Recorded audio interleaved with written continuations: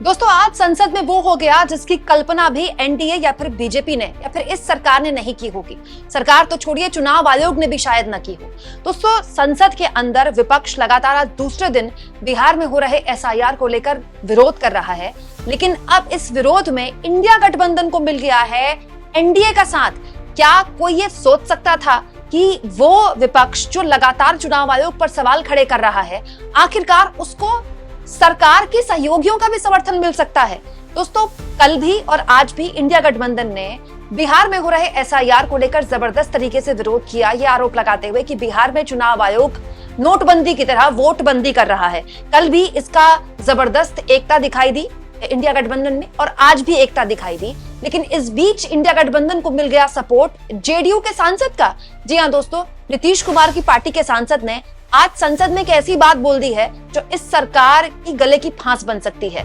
संसद के अंदर, जी हाँ दोस्तों, संसद परिसर में जब संसद चलती है तो पत्रकारों से सांसद वगैरह बात करते रहते हैं और यहाँ पर मीडिया का हुजूम होता है। तो मीडिया से बात करते हुए जेडीयू के सांसद गिरधारी यादव कहते हैं, चुनाव आयोग को व्यवहारिक ज्ञान नहीं है, उसे ना तो बिहार का इतिहास पता है ना ही भूगोल। मुझे सारे दस्तावेज इकट्ठा करने में 10 दिन लग गए। मेरा बेटा अमेरिका में रहता है, वो सिर्फ 1 महीने में दस्तखत कैसे कर देगा? ये एसआईआर हम पर जबरदस्ती थोपा गया है, इसके लिए कम से कम 6 महीने का समय दिया जाना चाहिए। मैं अपनी निजी राय दे रहा हूँ, पार्टी क्या कह रही है इससे कोई फर्क नहीं पड़ता, यही सच है। अगर मैं सच नहीं बोल सकता तो सांसद क्यों बना हूँ?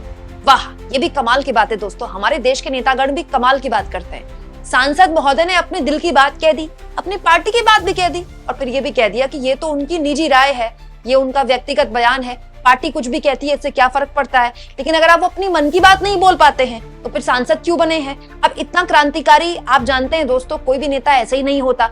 वो भी तब जब संसद चल रही है, वो भी तब जब संसद के अंदर और बाहर विपक्ष जबरदस्त तरीके से एसआईआर के मुद्दे पर सरकार और चुनाव आयोग की सांठगांठ का आरोप लगाते हुए यह आरोप लगा रहा है कि ये पूरा का पूरा जो एसआईआर किया जा रहा है चुनाव आयोग द्वारा, ये बीजेपी को फायदा पहुंचाने के लिए और बिहार में बड़े लेवल पर लोगों के वोट काटने के लिए ही किया जा रहा है। ऐसे वक्त में अचानक से जेडीयू के सांसद की अंतरात्मा जाग जाती है और वो कहते हैं कि ये बयान उनका व्यक्तिगत बयान है, पार्टी कुछ भी कहे क्या फर्क पड़ता है। लेकिन अगर वो दिल की बात नहीं कह पा रहे हैं तो फिर सांसद किस बात के हैं? आप भी जानते हैं हमारे देश के सांसदों की अंतरात्मा ऐसे ही नहीं जागती। हो सकता है कि बिहार से कहीं फोन आया हो, पटना से किसी का फोन आया हो, तब अंतरात्मा जागी हो। ये बयान हल्का बयान नहीं है दोस्तों, ये बहुत ही बड़ा बयान है, क्योंकि बिहार के अंदर एसआईआर को लेकर लगातार जो विरोध की आवाजें थी वो शुरुआत में आरजेडी की तरफ से सुनाई दी, लेकिन फिर दबे जुबान बीजेपी के नेता भी कहने लगे कि ये जो एसआईआर किया जा रहा है इससे फायदा कम, कहीं नुकसान ज्यादा ना हो जाए, क्योंकि बड़े लेवल पर लोगों को अव्यवस्था देखने को मिली। ऐसे मौसम में जब बिहार में बरसात की वजह से बहुत बड़े लेवल पर लोगों को पलायन करना पड़ता है, लोगों के घर बार सब एक तरह से बह जाते हैं, ऐसे हालात में इतने कम वक्त में आखिर एसआईआर कराया क्यों गया? और अजीब बात देखिए, आज वही बात जेडीयू के सांसद बोल रहे हैं और टाइमिंग भी गजब की है कि विपक्ष पिछले 2 दिन से इसी मुद्दे को लेकर जबरदस्त तरीके से हंगामा कर रहा है। और आज तो दोस्तों विपक्ष ने संसद के अंदर और संसद के बाहर कुछ इस तरह से काले कपड़े पहनकर विरोध किया। आप देखिए, संसद के बाहर जो गेट होता है जहां से सांसद अंदर दाखिल होते हैं, वहां पर काले कपड़े पहनकर इंडिया गठबंधन के सांसदों ने विरोध किया। राहुल गांधी, अखिलेश यादव, प्रियंका गांधी, डीएमके के सांसद, समाजवादी पार्टी के सांसद यहाँ पर मौजूद थे। इसके बाद अंदर गए तो भी जबरदस्त तरीके से विरोध किया और 8 मिनट के अंदर संसद की कार्यवाही को स्थगित करना पड़ा। वहीं इस पूरे मुद्दे को लेकर अब चुनाव आयोग के साथ साथ कांग्रेस पार्टी ने पीएम और गृह मंत्री को भी घेरना शुरू कर दिया है। गौरव गोगोई ने आज संसद के बाहर प्रदर्शन करते हुए जबरदस्त तरीके से न केवल नारेबाजी की, बल्कि कहा बिहार में चुनाव आयोग वोटबंदी का काम कर रहा है। ये काम प्रधानमंत्री मोदी, गृह मंत्री अमित शाह की सहमति और उनके इशारों पर ही हो सकता है। हम चाहते हैं कि प्रधानमंत्री मोदी एसआईआर की चर्चा में शामिल हों। मोदी सरकार ये भी बताए कि ऑपरेशन सिंदूर और एसआईआर पर चर्चा कब होगी। तो क्या बड़ा सवाल यह है दोस्तों कि चुनाव आयोग पर जो आरोप इंडिया गठबंधन लगा रहा है, कल को अगर इस पर बहस की मांग हो जाए या फिर कोई बयान दिया जाए तो क्या इंडिया गठबंधन के साथ अगर जेडीयू के सांसद वही बात बोलेंगे जो कि इंडिया वाले बोल रहे हैं? दोस्तों, आज देखिए संसद में कैसे इस मामले में जबरदस्त तरीके से हंगामा हुआ और ओम बिरला भड़क गए। गिरधारी यादव जी, अध्यक्ष महोदय, माननीय रेल मंत्री ने हो गया, माननीय रेल मंत्री ने जो जवाब दिया है अच्छा जवाब है। लेकिन बिहार का भी बड़ी महती भूमिका है एनडीए सरकार लाने में।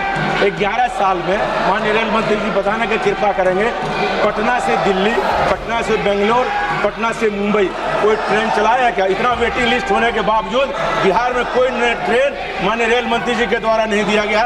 माननीय रेल मंत्री जी क्या इन स्थानों के लिए आप रेलगाड़ी चलाना चाहते हैं क्या?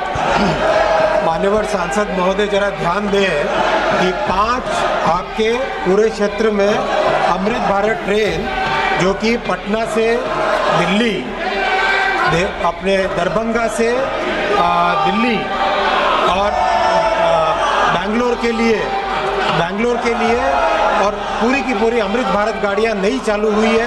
और ये प्रधानमंत्री जी का एक बहुत ही विशेष ध्यान है कि अमृत भारत ट्रेन ऐसी ट्रेन है जो गरीब से गरीब वर्ग को भी अच्छी फैसिलिटी की एक ट्रेन की सुविधा देता है। और ये सब नई गाड़ियां शुरू हुई। माननीय सदस्यगण, मैं आपसे आग्रह करता हूं, संसद हमारी गौरवशाली लोकतंत्र की सर्वोच्च संस्था है। मेरा आपसे आग्रह रहता है कि संसद और संसद परिसर के अंदर अपना व्यवहार, अपना आचरण, अपनी कार्य पद्धति मर्यादित होना चाहिए। देश की जनता ने आपको उनकी आवाज, उनकी अपेक्षाएं, उनकी कठिनाई, उनकी चुनौतियां, देश के मुद्दों और नीतियों पे चर्चा करने के लिए भेजा है। आपका जो आचरण है, जो व्यवहार है, वो सड़कों का आचरण व्यवहार आप संसद में कर रहे हैं। ये देश देख रहा है। आप जिस राजनीतिक दल के लोग हैं, मैं उन नेताओं से भी कहना चाहता हूं कि देश आपके सदस्यों के आचरण व्यवहार को देख रहा है, उनकी कार्य पद्धति, उनके व्यवहार को देख रहा है। मैं पुनः कहना चाहता हूं, सदन में तख्तियां लेकर आने वालों पर मुझे निर्णायक कार्रवाई करनी पड़ेगी।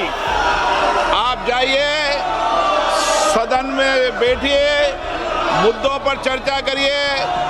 प्रश्नकाल पर हर मुद्दों पर, हर विषय पर नियम प्रक्रियाओं के तहत आपको चर्चा और संवाद करने का पर्याप्त अवसर दिया जाएगा। माननीय हो आप, माननीय जैसा व्यवहार करो। जाइए अपनी सीट पर। सदन की कार्रवाई आज 12 बजे तक के लिए स्थगित की जाती है।